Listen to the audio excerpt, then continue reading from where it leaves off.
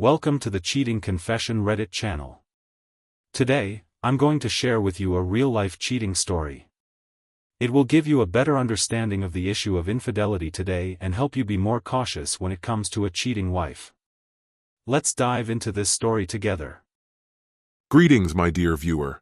This is a channel about marital infidelity and about the consequences if one spouse starts to cheat on the other.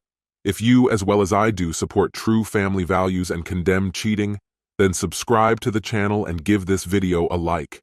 Let's get started.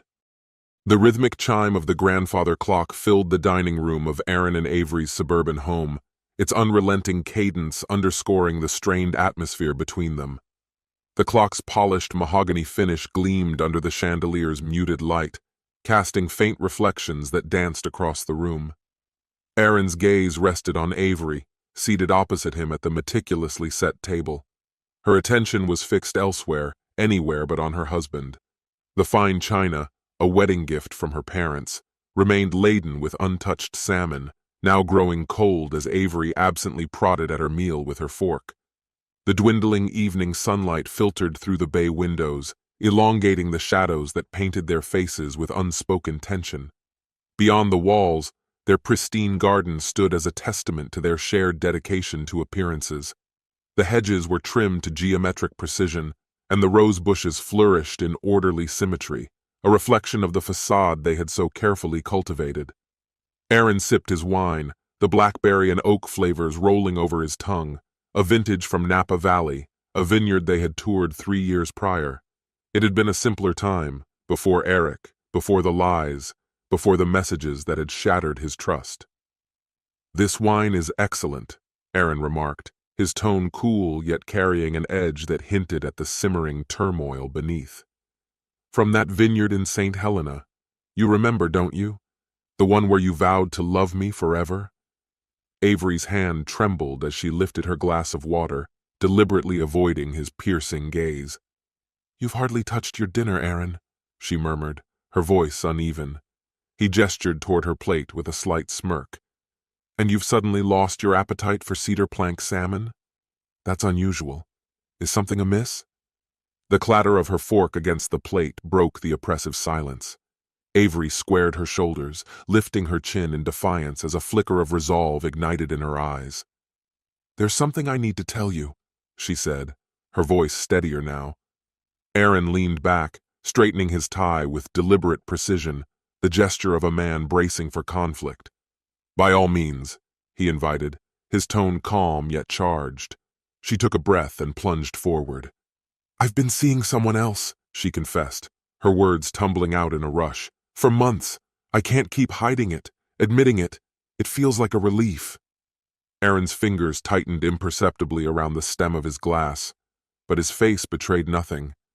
The faint flush of liberation on Avery's cheeks only deepened the icy rage building within him. "I know," he said, his voice devoid of inflection. Her expression faltered, confusion taking hold. "What do you mean, you know?" "Exactly what I said," he replied, savoring the disquiet that began to surface in her demeanor. The grandfather clock's ticking grew louder, marking each second of her growing unease. "What surprises me is that you've yet to ask how I found out." Her voice wavered. "Why aren't you yelling, or demanding an explanation? Why are you so calm?" Aaron set his wine glass down gently, the sound of crystal meeting wood barely audible. Leaning forward, his dark eyes locked onto hers with unnerving intensity. "Because your lover won't be found," he said evenly. Avery's complexion turned ashen, her makeup standing out starkly against her pallor. Her lips parted, but no words came, the grandfather clock filling the silence with its relentless ticking. Finally, she managed a brittle laugh. "That isn't funny, Aaron. Don't joke like that." "Who said I was joking?" he retorted, dabbing his mouth with his napkin before folding it neatly and placing it beside his plate. His actions were methodical, unnervingly controlled. "Now why don't we talk about Eric?" Her sharp intake of breath confirmed his suspicions. The wine glass in her hand quivered as if on the verge of spilling. "How do you know his name?" she whispered. "I know quite a lot about Eric," Aaron said, settling back in his chair as though preparing to recount a well-rehearsed narrative. Creative director at Sterling and Matthews Advertising, graduate of UCLA, lives in a high-rise downtown. Drives a black Tesla Model 3. Shall I go on? Her voice rose, tinged with panic. You've been following him? Aaron's smile was cold, devoid of warmth. Following? No, that's a crude way to put it. I prefer to call it research. For instance, I know he buys coffee at that shop on 4th Street every morning at 8:15. Black, 2 sugars. Always parks in the same spot at work. Always takes the same route home. Predictable. Stop it, she pleaded, pushing her chair back. The harsh scrape of wood against the floor grated against the silence. You're trying to scare me. Am I succeeding? He asked, his voice steady. This isn't you, she stammered, her breath quickening. You've always been so rational, so composed. And I still am, he replied, rising from his seat and gathering the untouched plates. The clink of fine china startled her. You know what I've always admired about you, Avery? Your attention to detail. The way you orchestrate everything so meticulously, like your Tuesday lunch meetings or those Thursday yoga classes you never attend. In the kitchen, Aaron rinsed the plates with a precision that mirrored his demeanor. Behind him, Avery's breathing grew ragged, her fear palpable. How long have you known? She asked in a near whisper. Long enough, Aaron replied, arranging the plates in the sink. Long enough to ensure that everything ends exactly as I've planned. Turning to face her, he leaned against the counter, his posture deceptively casual. You wanted honesty tonight, didn't you? Here it is. I'm going to dismantle everything you care about piece by piece until there's nothing left. You're bluffing, she said, though her trembling voice betrayed her doubt. Her grip on the counter's edge tightened, her knuckles white. Aaron stepped closer, his movements deliberate. The man you knew as Aaron, he said, his tone like ice, died the moment you betrayed him. Avery recoiled, her back pressing against the refrigerator. Family photos slid to the floor, their cheerful smiles now a cruel mockery. I don't understand what you want, she stammered. Information, he said with a sharp smile. Call it a confession. Tell me about Eric's habits, his vulnerabilities. And if I refuse, she whispered, barely audible. Aaron adjusted his cufflinks, the platinum glinting under the overhead light, a gift from Avery, marking an anniversary now tarnished by betrayal. Then I'll find out myself, he said.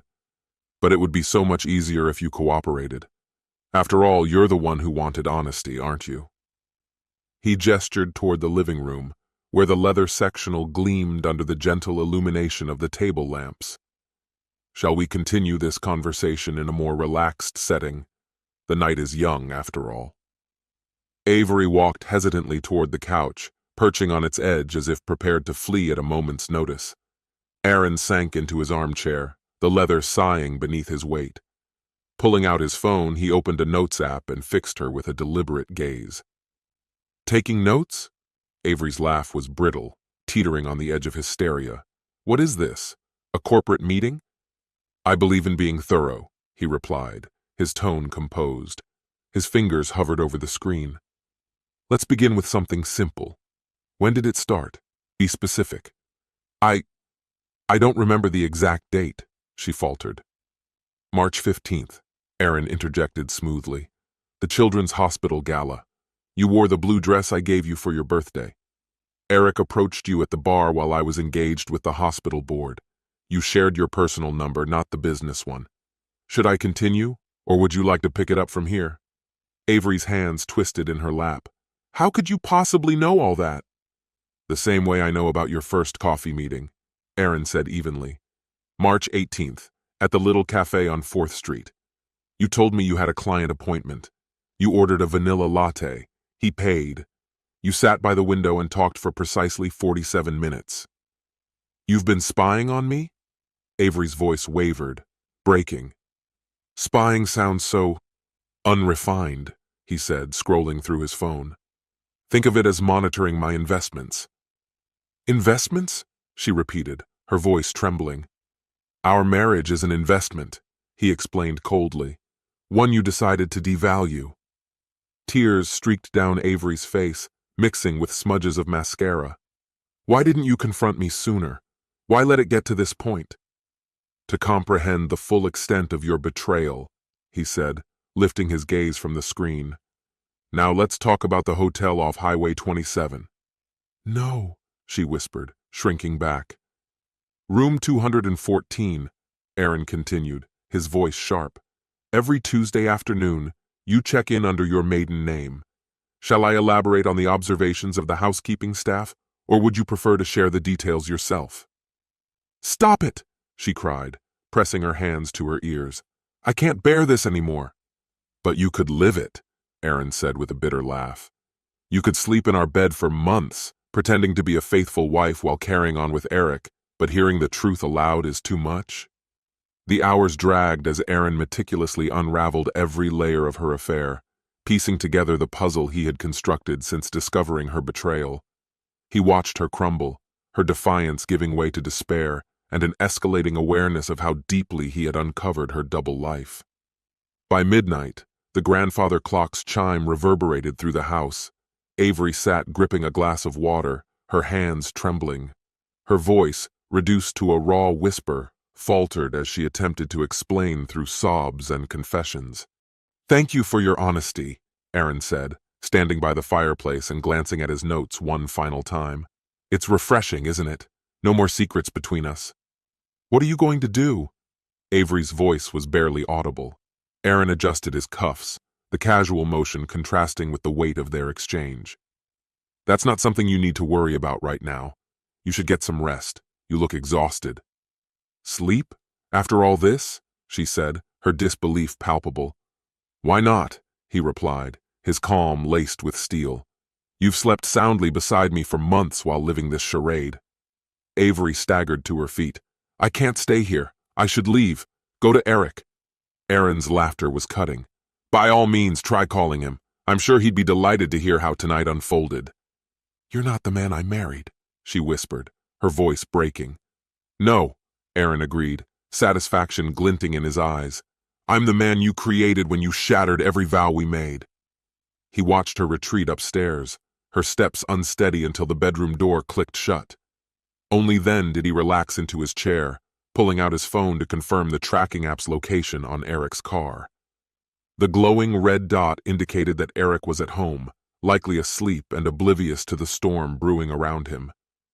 Aaron opened his laptop, the cold light of the screen casting his face in sharp relief. Avery's faint sobs echoed from upstairs, a haunting accompaniment to his methodical preparations. He navigated to the dossier he had compiled on Eric, a meticulous record of months of surveillance. The file began with Eric's daily routine: 8:15 a.m., black coffee at 4th Street Cafe; 8:45 a.m., arrival at Sterling and Matthews Advertising; 12:30 p.m., lunch at the downtown deli, except on Tuesdays, when he met Avery at the hotel. Each detail was annotated, supported by photographs. Eric leaving his condo, Eric at work, Eric with Avery. Every image fueled the cold fire of Aaron's determination.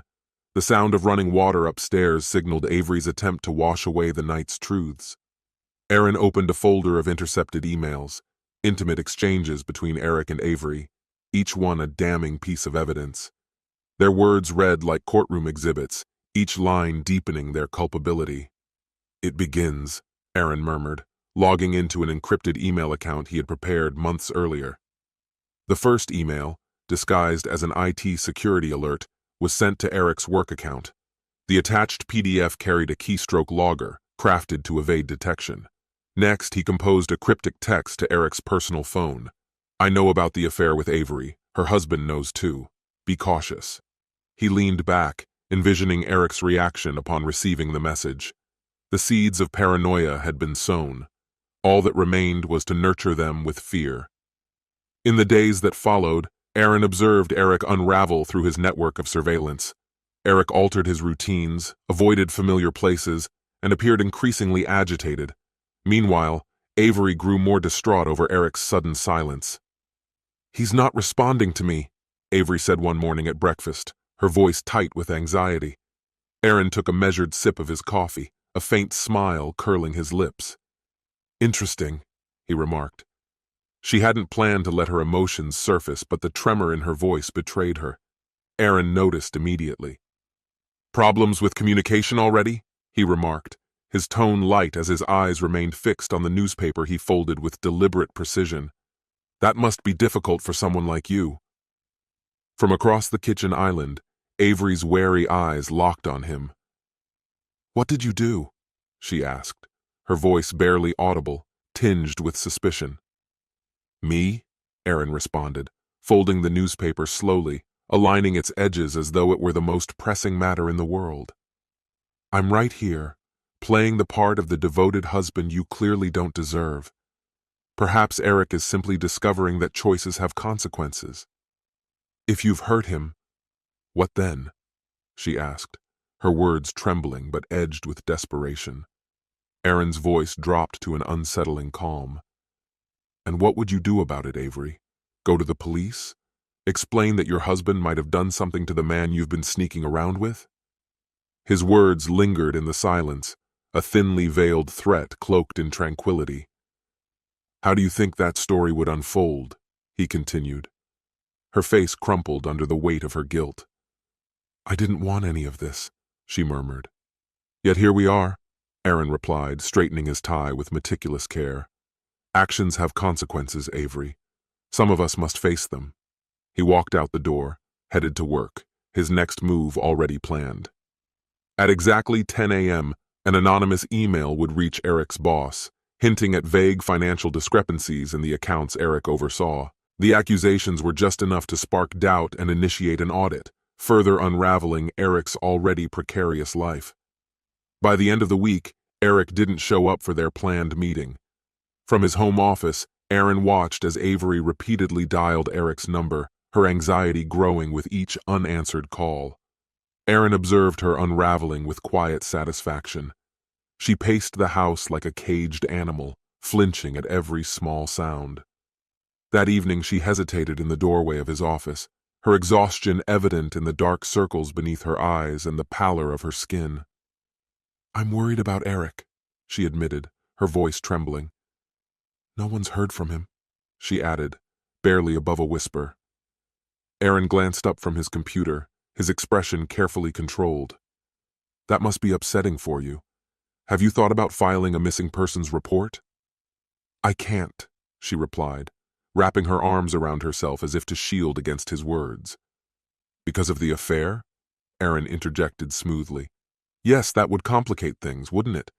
How would you even explain your connection to him? All those secret rendezvous, the lies. It's quite the tangled web.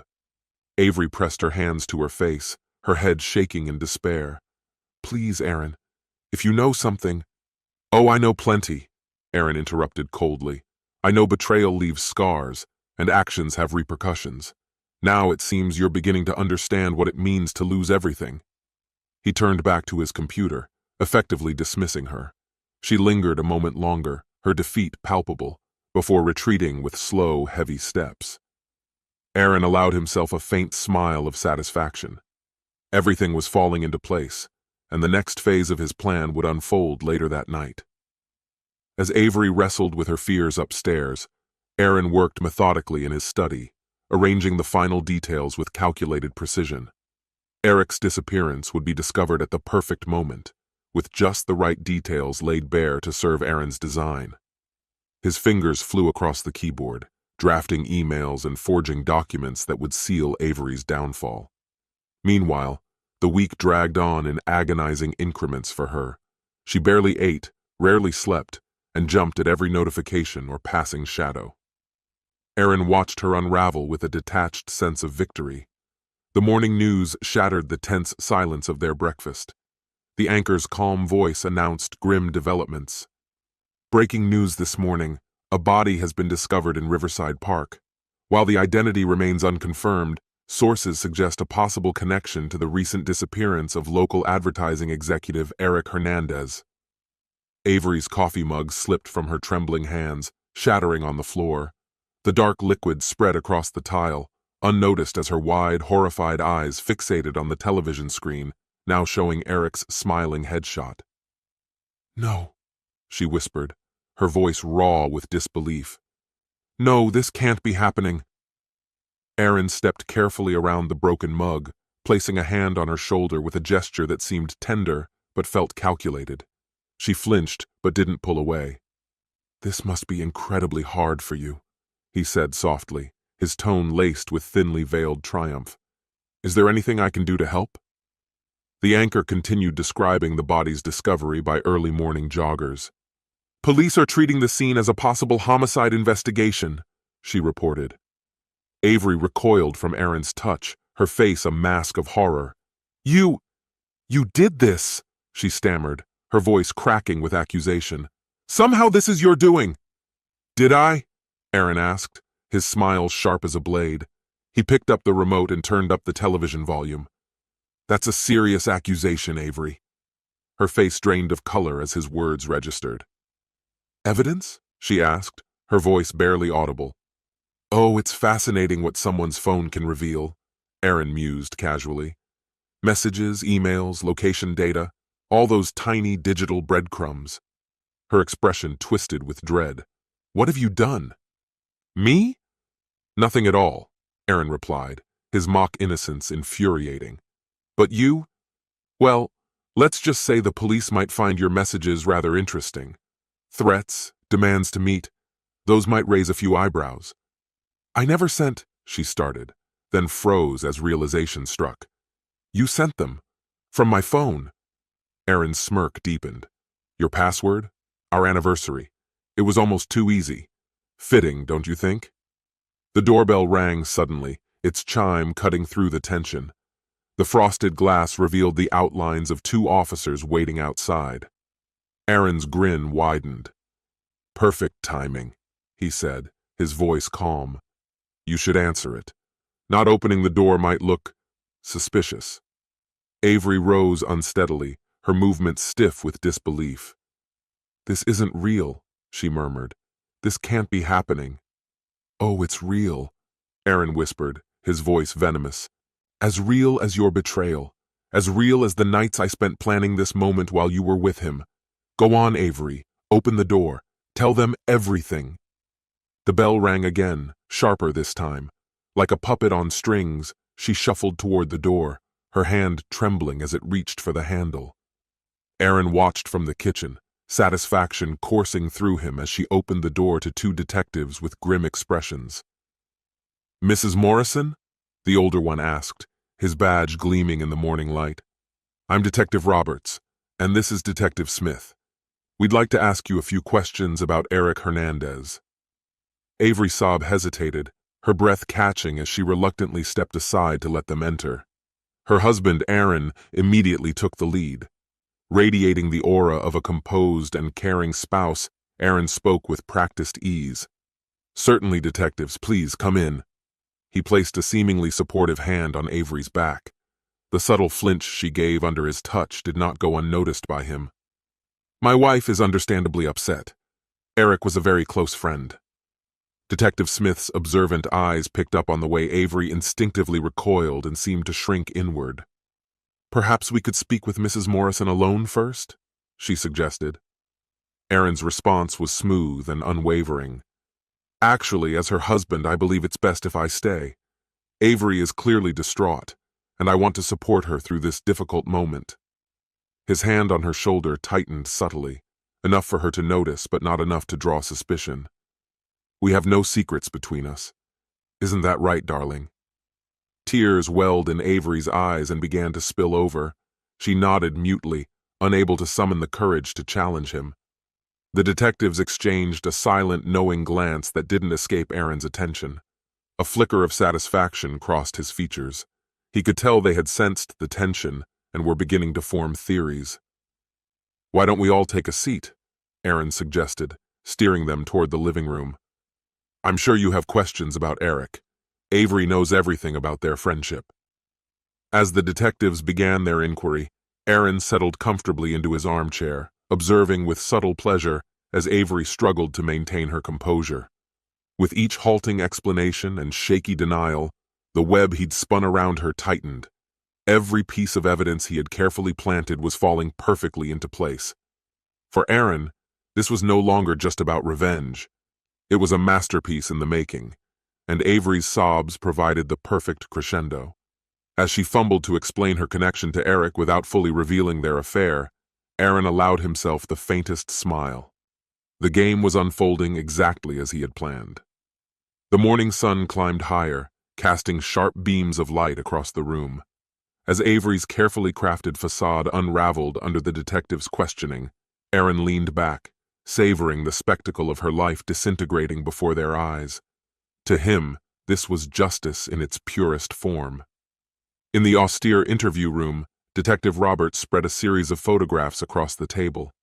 The glossy images captured Avery and Eric together, sharing moments at cafes, entering a motel on Highway 27, and exchanging gestures that spoke of intimacy. Under the unforgiving glare of the fluorescent lights, Avery's hands trembled as she stared at the incriminating evidence.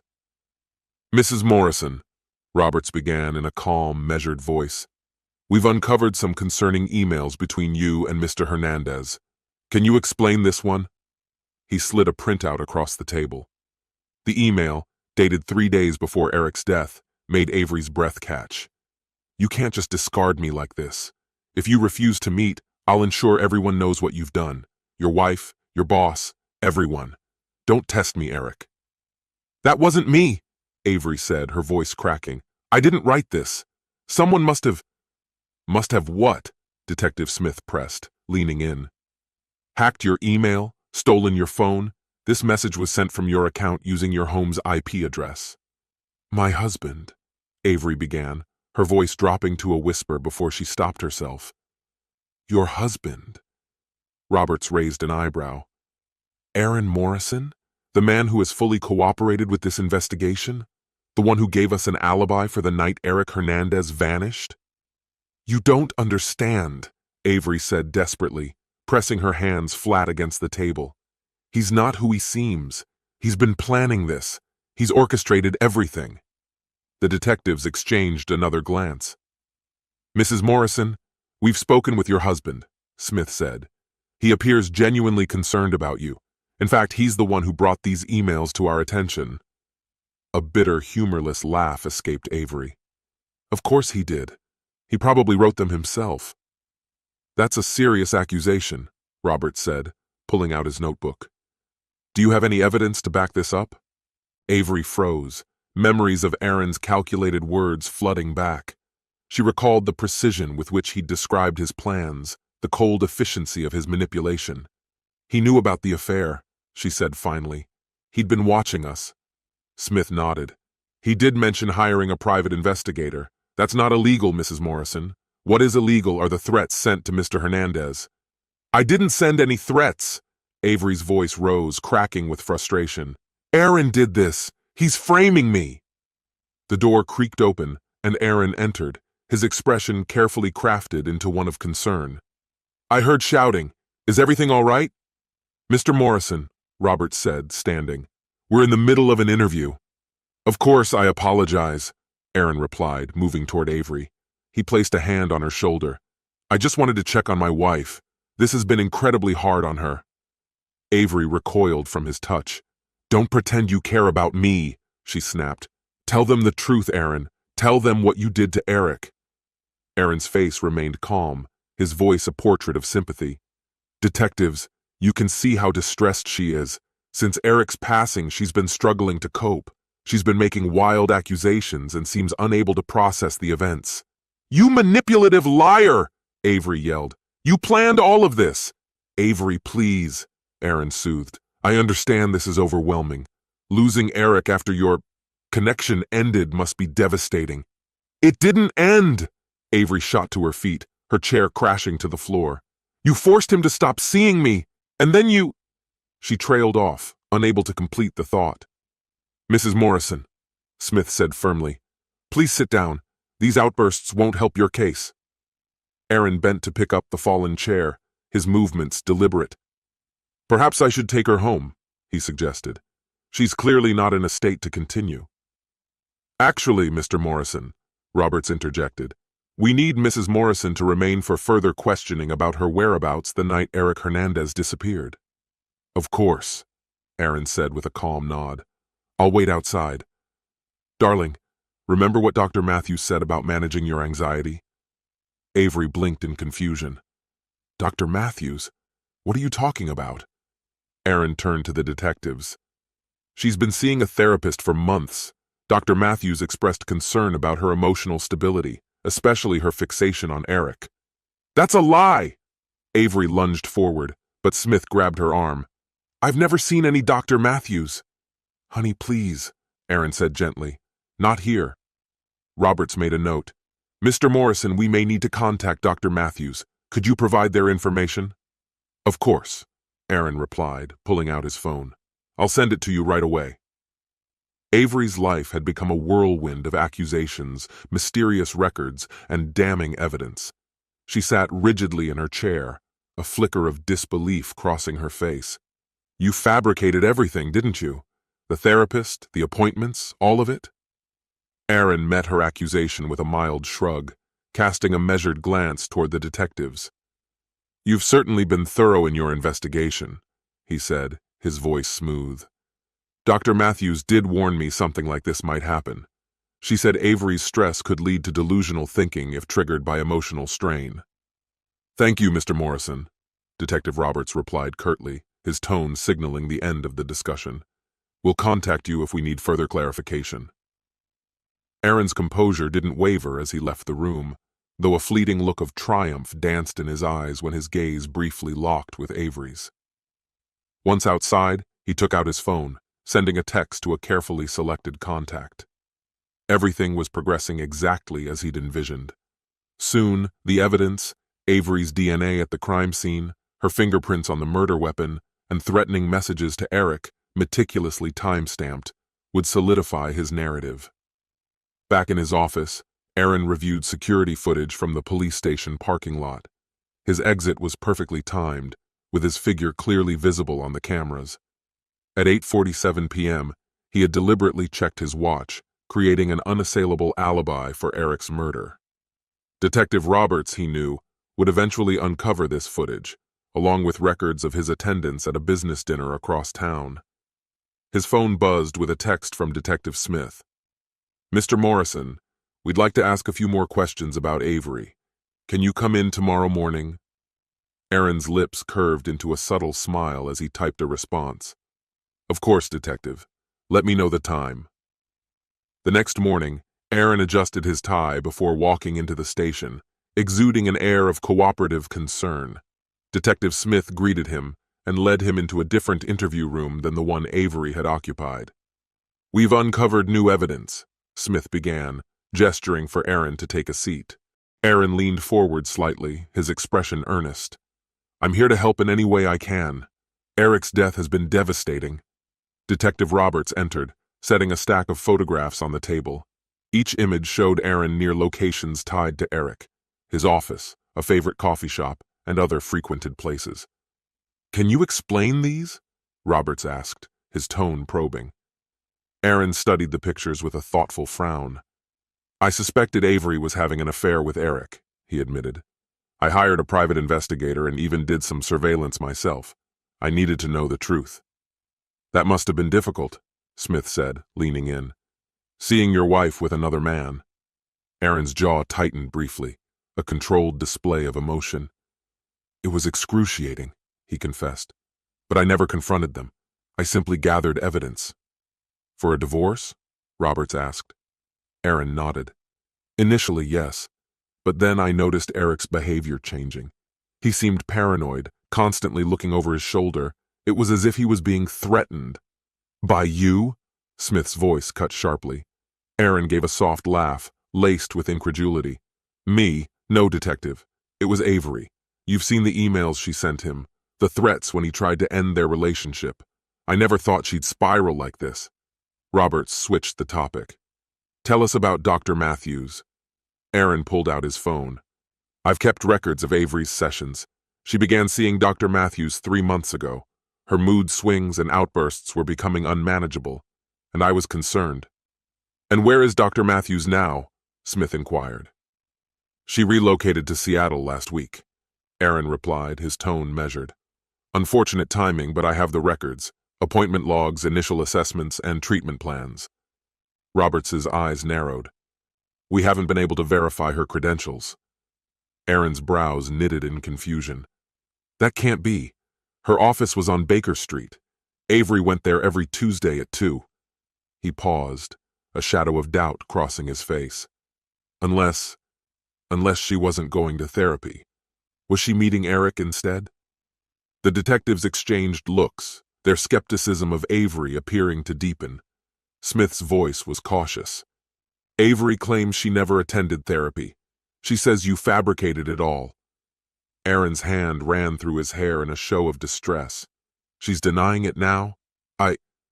I knew she was troubled, but to accuse me of lying about her care. He opened his briefcase, pulling out receipts and forms.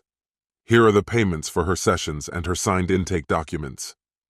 The detectives reviewed the papers in silence before Smith continued. Where were you the night Eric Hernandez disappeared? At La Maison with clients from Tokyo, Aaron replied smoothly. From 7 to 11. The restaurant has security footage and my clients can confirm it. And Avery? Roberts pressed. She said she was at yoga, Aaron said, his tone darkening. But now I'm questioning everything. Roberts slid a photo across the table, a bloodied chef's knife. This was found in Avery's car. The blood matches Eric's. Aaron's face fell, a calculated mix of shock and sorrow. That's from our kitchen set. I gave it to her last Christmas. She mentioned losing a knife months ago. Or hiding it, Smith suggested. Aaron's voice wavered. I thought I knew her, but the threats, the deceit, and now this? What am I supposed to believe? Roberts closed his notebook. Thank you for your time, Mr. Morrison. We'll be in touch if needed. Aaron stood, adjusting his jacket with a composed nod. I'll do anything to help uncover the truth. As he left the station, a subtle smile tugged at his lips. His phone vibrated with a message from an unknown number. Package delivered. The final piece of his plan had been set in motion. That evening, Aaron stood by Eric's freshly dug grave, the damp earth clinging to his shoes. The temporary marker would soon be replaced. But it didn't matter. This wasn't about mourning Eric. It was about ensuring he stayed erased from their lives forever. This was about savoring victory. Perhaps you should have chosen your paramour more wisely, Aaron muttered as he stood over the grave. A married woman? That was foolish. My wife? That was fatal. Speaking to yourself, Mr. Morrison? A voice called from behind. Aaron pivoted to find Detective Roberts approaching, the wet grass crunching softly beneath his steps. Detective, I didn't expect to see anyone here this early. Funny, Roberts replied. I could say the same about you. He stopped beside Aaron, his eyes briefly resting on the headstone. Most husbands wouldn't visit the grave of the man their wife was involved with. And most husbands wouldn't assist in the investigation of said man's murder, Aaron countered, his tone steady. Yet here we are. Indeed. Roberts's gaze shifted to Aaron, studying him closely. When did you first suspect she was unfaithful? Aaron's expression turned wistful, as though dredging up a bitter memory. At the March charity gala, Avery wore this stunning blue dress I'd given her for her birthday. Eric couldn't take his eyes off her, and the way she smiled back at him. You notice those things after years of marriage. But you didn't confront her? Roberts asked, pressing for more. Oh, I acted, Aaron said, his voice cool. I observed. I gathered evidence. I began planning for a divorce. Avery was always impeccable, perhaps too much so. I needed the full picture of what I was dealing with.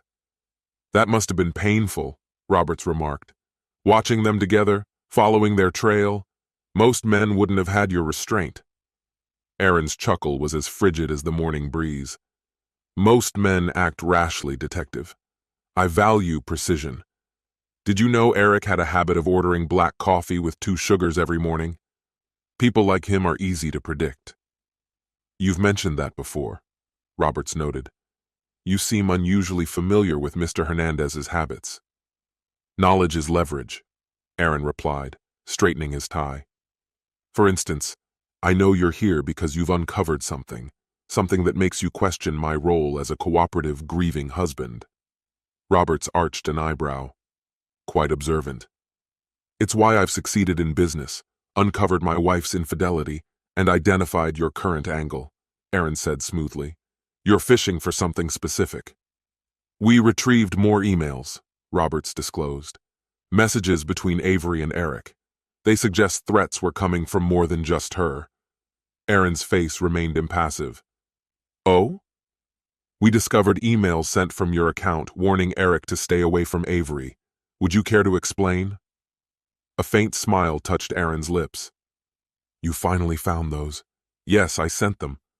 Once I learned of the affair, I told him to step back. That's hardly a crime, detective. It's a cliché, a husband confronting his wife's lover." "These were more than warnings," Robert said sharply. "Some might even call them threats." "Perhaps," Aaron admitted, "but they were sent months ago. Eric lived long enough after receiving them, unlike the emails from Avery's account, which grew more volatile leading up to his death." "You always have an explanation, don't you?" "I have the truth, detective," Aaron said. "It's intricate but consistent." He glanced at his watch. "Now, if you'll excuse me, I have a meeting with my attorney to finalize divorce proceedings." "Divorce?" Roberts asked, taken aback. "Even with Avery potentially facing a murder charge?" "Especially because of that," Aaron replied, his tone hardening. "I've supported her through this investigation, cooperated at every turn, even while she's spun absurd accusations against me. But there's a limit to what a man can endure." As Aaron walked away from the cemetery, his phone vibrated. A text from an unknown number confirmed that the final piece of evidence had been planted. A knife, smeared with Eric's blood and bearing Avery's fingerprints, hidden in her car. Back at the station, Avery sat in an interrogation room, her lawyer at her side, visibly uneasy. Detective Smith placed a set of photographs on the table. "More emails, Mrs. Morrison," Smith began. "Deleted from your account but recovered from the server. Can you explain these?" Avery's eyes widened as she stared at the pages. "I didn't write those." "Avery," her lawyer said gently, "we've discussed this. Pointing fingers at Aaron isn't helping." "It's not blame!" Avery exclaimed, her voice cracking. "He promised to destroy everything I cared about. He followed us, watched us. He's framing me." "Mrs. Morrison," Smith interjected, leaning forward, "we've scrutinized your husband. His alibis are solid, and the evidence against him doesn't hold. But the evidence against you? It keeps mounting." "That's because he's planting it," Avery snapped, slamming her palms on the table. "The emails, the knife, everything." "The knife?" Smith's eyebrows rose. "Let's talk about that. It's covered in Eric's blood, has your fingerprints, and was found in your car." "I've never seen that knife before," Avery shouted. "It's from your kitchen set," Smith replied coolly. "The one your husband gave you for Christmas. We even have the receipt." Avery's lawyer touched her arm. "We should take a moment." "No!" Avery shook him off. "You don't understand. Aaron did this. He's probably watching us right now, savoring every second." She was right. From his office, Aaron watched the live feed of the interrogation, satisfaction etched across his face. Each desperate claim Avery made only made her seem more unstable, more guilty. His phone rang. It was Detective Roberts. "Mr. Morrison, we need you at the station. There's been a development." "Of course, Detective," Aaron replied smoothly. "I'll be there shortly." Closing his laptop, he adjusted his tie and caught his reflection in the window. His smile was cold and calculated, a reflection of his triumph. The endgame was near. Soon Avery would bear the full weight of her choices. Every piece was in place. At the station, Roberts escorted Aaron down the hallway. Through glass panes, Aaron caught a glimpse of Avery being processed, fingerprinted, photographed. "We found the murder weapon," Roberts announced, stopping outside the evidence room. "It was hidden in your wife's car, in the spare tire compartment." Aaron's expression was a masterpiece of shock. "In her car? That's surprising. She mentioned having it detailed just last week." "She did," Roberts confirmed. "Which makes it all the more peculiar that the knife was wrapped in a cloth containing fibers and traces from the crime scene, as if it had been placed there after the cleaning." Aaron's voice dropped to a confidential tone. "Detective, do you truly believe Avery is capable of something so sinister?" A murder. Robert studied Aaron carefully, his eyes narrowing. What's your perspective, Mr. Morrison?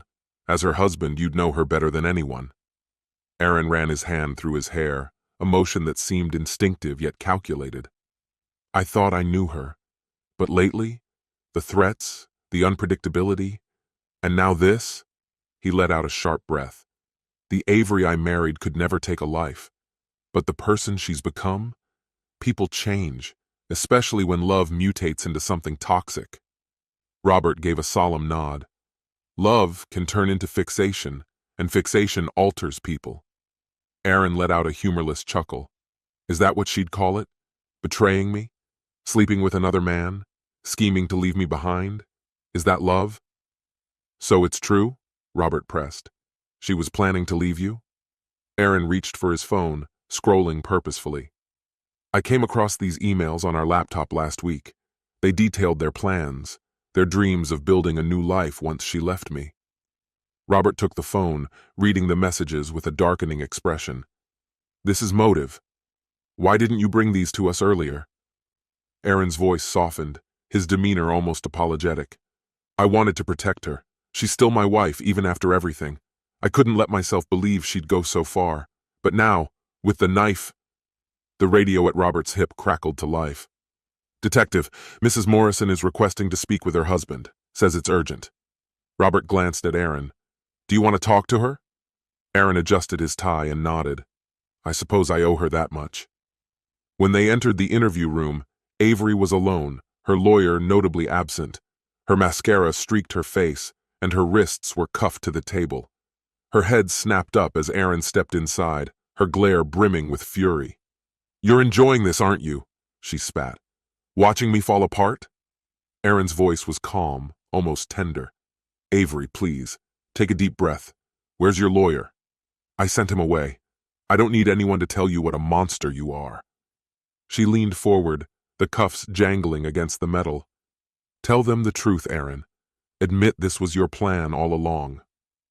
Aaron sat across from her, his posture composed, fully aware that Robert was observing from behind the mirrored glass. The truth? Like how you were planning to leave me for Eric?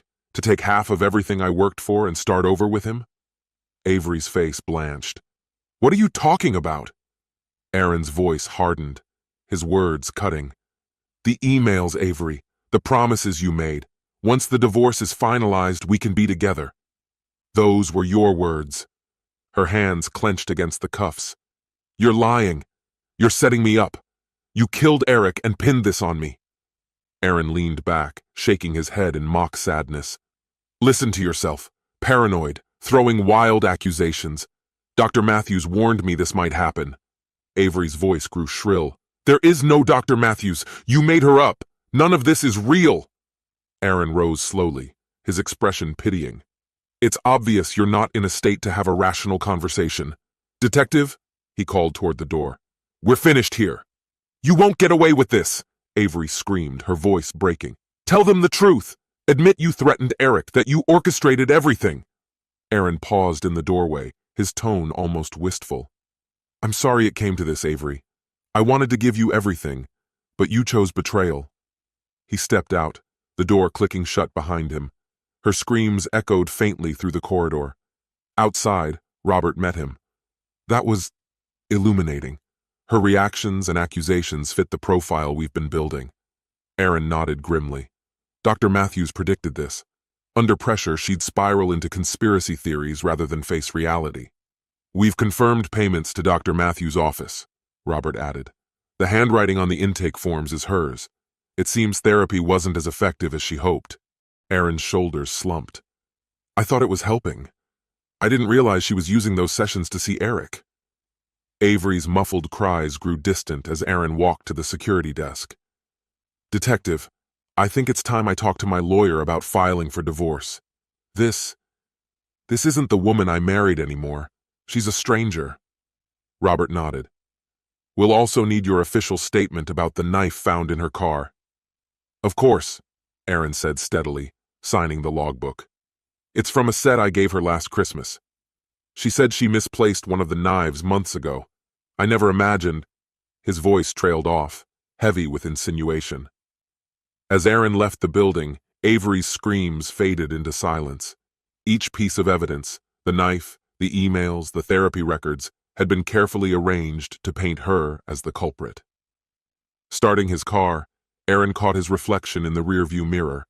His smile was cold, precise. Her desperation only reinforced the story he had so carefully crafted.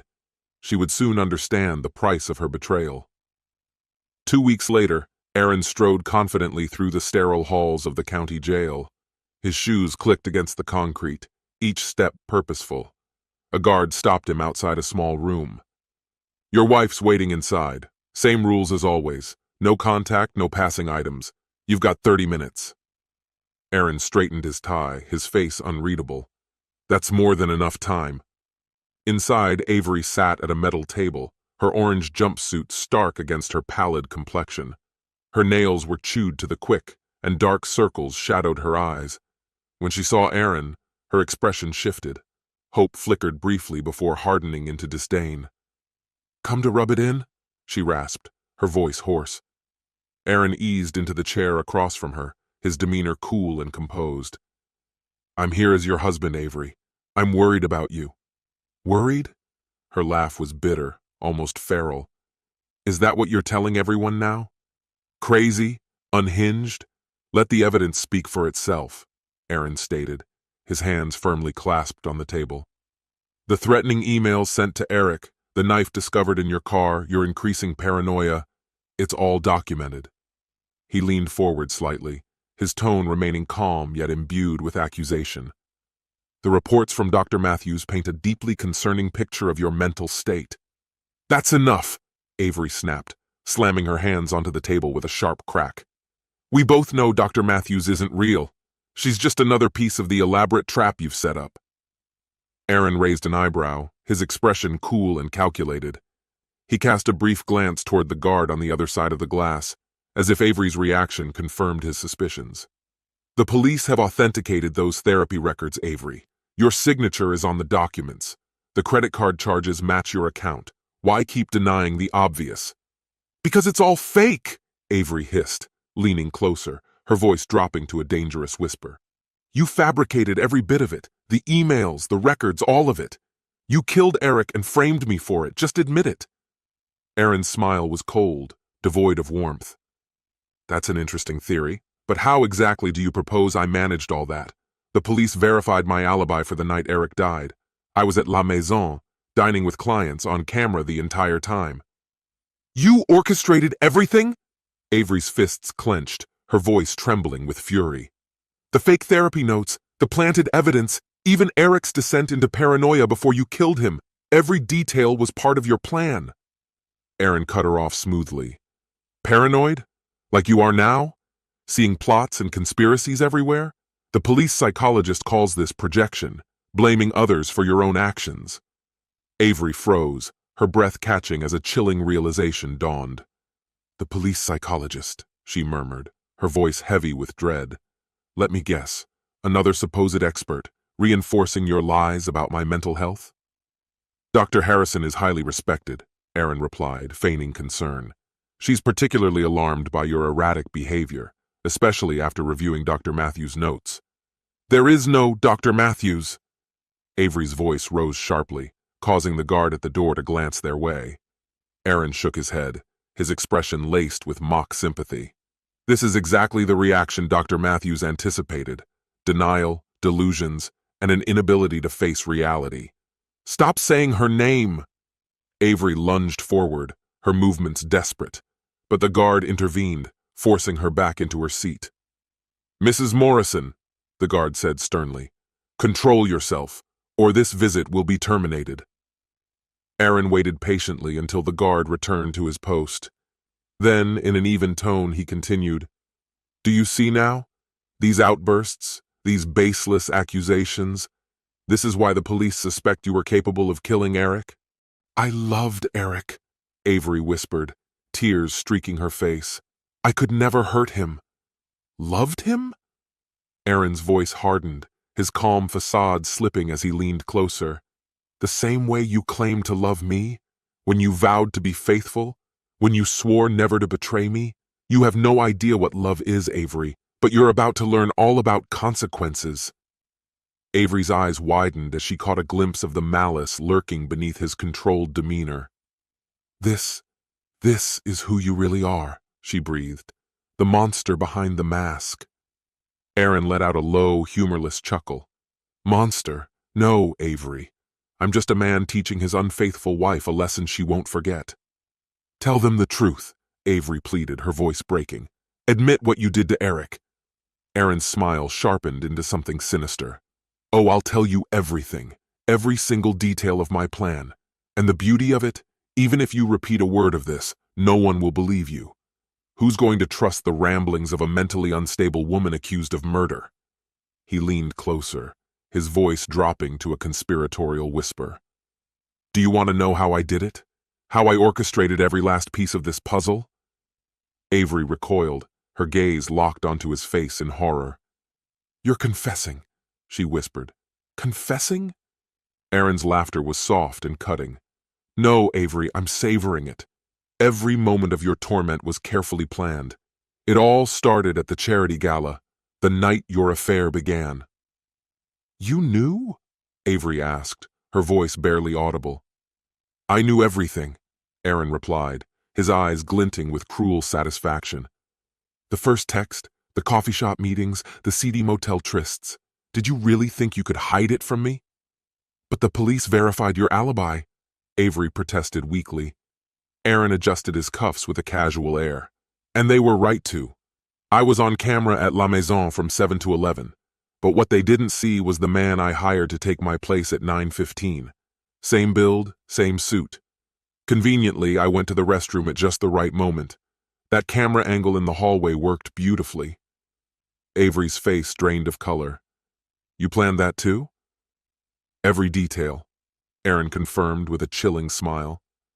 "The therapy records, the backdated credit card transactions, even renting an office to pose as Dr. Matthews' practice. All of it meticulously designed to paint you as unhinged.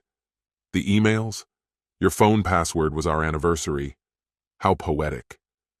Avery's hands shook as she whispered. "And Eric? Did you tell him why you were going to kill him?" Aaron's grin turned predatory. "Oh yes. I explained everything as he begged for his life. How I'd been watching him, how I isolated him, how I planted evidence of fraud to ruin him, and when his body was discovered, every clue pointed straight to you." "You're a monster," Avery murmured. "No," Aaron said, his tone icy. "I'm a man who keeps his promises. You betrayed me, destroyed our marriage, and planned to leave. I simply made sure you paid for it." "I'll tell them everything," Avery said, desperation lacing her voice. "The police will know the truth." Aaron's laughter was cold and hollow. "Go ahead.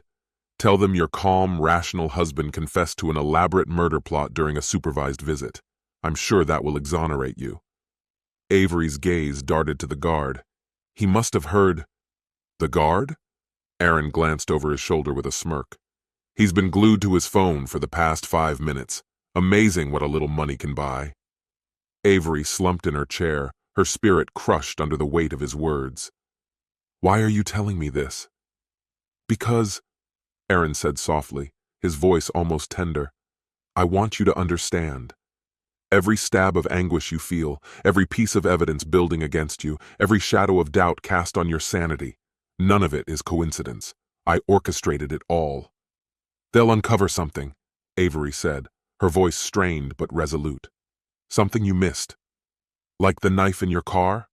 Aaron interjected smoothly, his tone dripping with mockery. Her breath caught. "The one stained with Eric's blood? The one bearing your fingerprints?"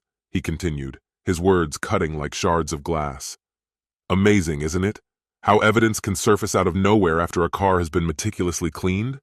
Or maybe you're referring to those emails, the ones sent from your home IP address while I was visibly elsewhere." Tears spilled from Avery's eyes. "How long?" she asked, her voice trembling. "How long have you been setting this up?" Aaron's smile was as cold and merciless as winter frost. "Since the day I discovered your affair," he said. "While you were sneaking around with Eric, I was building Dr. Matthews' history. While you whispered sweet promises to him, I was crafting the evidence. And while you dreamed of a life together, I was engineering your destruction. You could have just divorced me, she whispered, her words fragile yet defiant. Aaron's laugh was sharp, almost feral. Divorce? So you could take half of everything I've worked for? Walk away unscathed with your lover and your fantasy of a perfect ending? He leaned in, his voice dropping to a venomous whisper. No, Avery. You didn't just betray me. You desecrated everything I am. This isn't about ending a marriage. It's about justice. Her voice cracked with grief. You call this justice? You killed an innocent man. Innocent? His eyes turned dark, a storm brewing behind them. Eric was plotting to take my wife, my assets, my future. His death wasn't a crime. It was the first step in teaching you what consequences look like. A guard rapped on the window, signaling the end of their time. Aaron leaned back, adjusting his tie with an air of casual finality. Now, you get to live with those consequences, he said softly. In your cell, night after night, with nothing but your thoughts. And every time you relive this, remember, your betrayal is what brought you here. Avery reached out, desperation in her voice. Please, don't do this. Tell them the truth. Aaron rose, smoothing his jacket with precision. I already have. The truth is in the evidence. Your erratic behavior, the threatening emails, the knife with your fingerprints. It's all there. A perfect picture of a jealous woman who murdered her lover. Her despair gave way to anger. You'll slip up. Somewhere you made a mistake. I'll expose you. Aaron's smile was icy and unshakable. You won't. I don't make mistakes, Avery. That's why I'm free and you're locked away for a crime you didn't commit. The guard opened the door, and as Aaron stepped through, Avery's voice rose in desperation. You can't just admit it and walk away. He paused, glancing back with a smirk. Oh, but I can. That's the beauty of it. His tone grew mocking.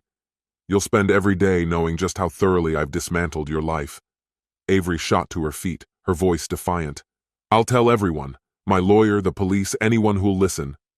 Aaron's expression was one of feigned pity. Tell them what? That your husband framed you while you were already facing murder charges? With your documented history of instability? I'm sure that will go over well.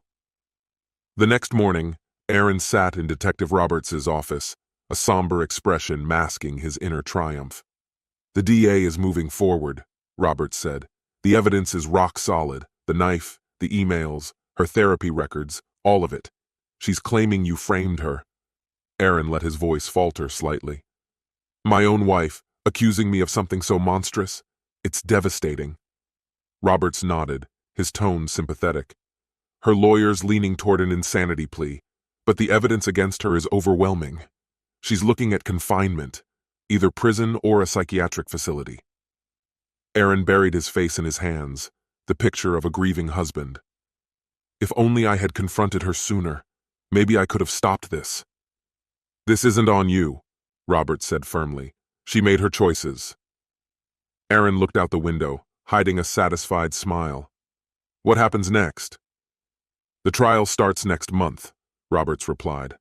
Unless you decide to testify, your statement could make the case airtight.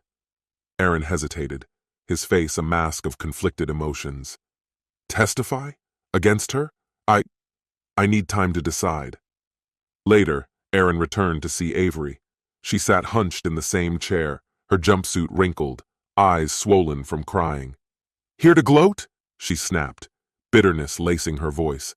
Come to brag about your masterpiece? Aaron smiled faintly. Actually, I came to tell you I'm going to testify against you. Her face crumpled as fresh tears fell. You're really going to destroy me completely? Leaning in, his voice turned cold. I already have, but testifying makes it permanent. I'll tell them everything. Your obsession with Eric, your erratic behavior, those therapy sessions you conveniently forget. The jury will see exactly what the evidence already proves, that you're an unstable woman who murdered her lover in a jealous rage. Why? She whispered, her voice broken. Haven't you done enough? Aaron's laugh was quiet, cutting. This isn't about doing enough. It's about justice. You betrayed me, plotted a future with someone else. Now you'll face the reality of your choices, alone, confined, and knowing it's all your fault. You masterminded Eric's demise. You forged incriminating documents. You conjured fake therapy records. Still, Aaron remained unshaken.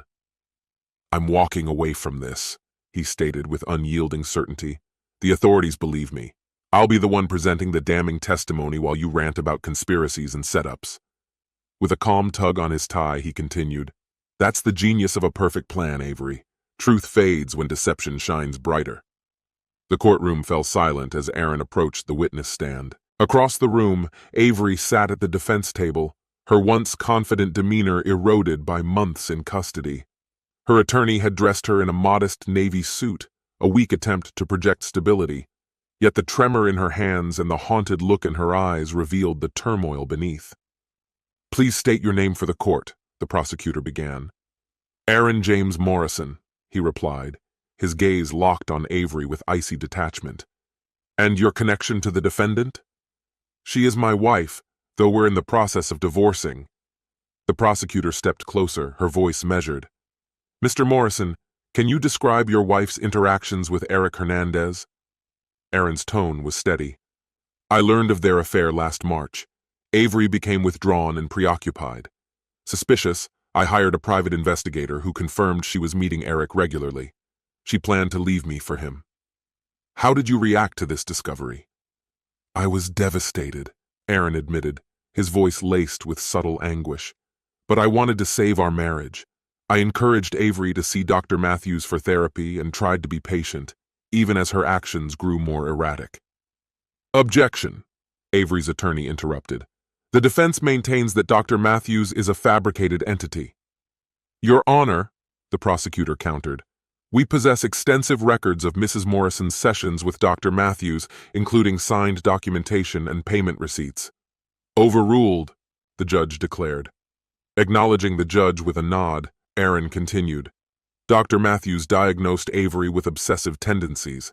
Her fixation on Eric worsened after he attempted to end their relationship. That's when the threatening emails began. Did Eric confide in you about these threats? Yes, Aaron said solemnly. About a week before his death, Eric called me. He was deeply distressed by Avery's escalating behavior.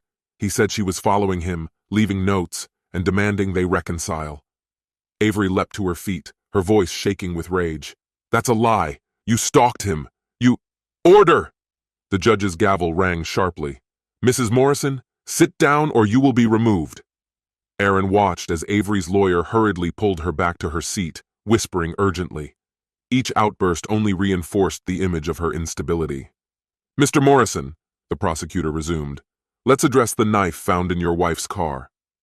It was part of a kitchen set I gave her for Christmas, Aaron explained, his voice catching slightly. She claimed one of the knives was missing months ago. I never suspected she— He let the unfinished sentence hang in the room, heavy with implication. Jurors exchanged glances, some nodding with sympathy. During cross-examination, Avery's lawyer pressed him. Mr. Morrison, my client claims you orchestrated an elaborate scheme to incriminate her. She accuses you of fabricating evidence, falsifying therapy records, and even planning Eric's murder. How do you respond? Aaron's soft laugh was tinged with disbelief. How could I have possibly done all that? Surveillance footage proves I was dining at La Maison the night Eric was killed. The emails originated from Avery's personal accounts. The knife, with her fingerprints, was discovered in her vehicle. These wild accusations mirror exactly what Dr. Matthews warned about. Avery concocting outlandish stories to avoid responsibility. For 2 weeks, the trial unfolded. Aaron's carefully constructed narrative left little room for doubt. When the jury delivered their verdict, he sat in the front row, watching Avery's reaction with an unreadable expression. On the charge of first-degree murder, we find the defendant guilty. Avery's anguished wail filled the courtroom. Aaron maintained an air of restrained sorrow, even as triumph surged within. When asked for final remarks before sentencing, Avery turned to him, desperation in her eyes. Please, Aaron, tell them the truth, she pleaded. Admit what you've done. Rising slowly, Aaron's face remained impassive. "The truth," he said, "is that you betrayed me, murdered your lover, and now refuse to accept the consequences. You need help, Avery." The judge delivered the sentence: life imprisonment, with a chance of parole after 25 years. Aaron requested one final visit with Avery before her transfer. In a sterile meeting room, he found her hollow and broken. "What more do you want?" she asked, her voice devoid of emotion. "Haven't you done enough?" Aaron sat across from her, straightening his tie. "I came to say goodbye, and to make sure you understand." "Oh, I understand," Avery replied bitterly. "You've destroyed me." "No," Aaron said quietly, leaning in. "You destroyed yourself when you chose betrayal. I simply ensured you faced the consequences. Eric's penalty was swift. Yours will last a lifetime." Tears streaked Avery's face. "I will never stop trying to prove what you did." Aaron's smile was chilling. "That's the beauty of it. Every accusation you make will only deepen their belief in your guilt." Rising, he adjusted his jacket. "Goodbye, Avery. Enjoy reflecting on your decisions for the next 25 years. As he turned to leave, he whispered, "You earned every moment." Aaron stepped into the sunlight, reveling in his freedom.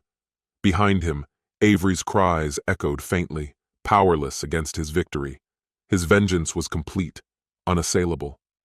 Driving home, he caught his reflection in the mirror, smiling at the man who had executed a perfect plan. Avery would languish in prison for a crime she didn't commit, her pleas dismissed as the ramblings of a guilty mind. Eric's betrayal had been punished, and Aaron? He was free, untouchable, and vindicated. In his eyes, justice had been served. My friend, and this is the end of the story. If you liked this story, then put your royal like and subscribe to the channel. May the force be with you.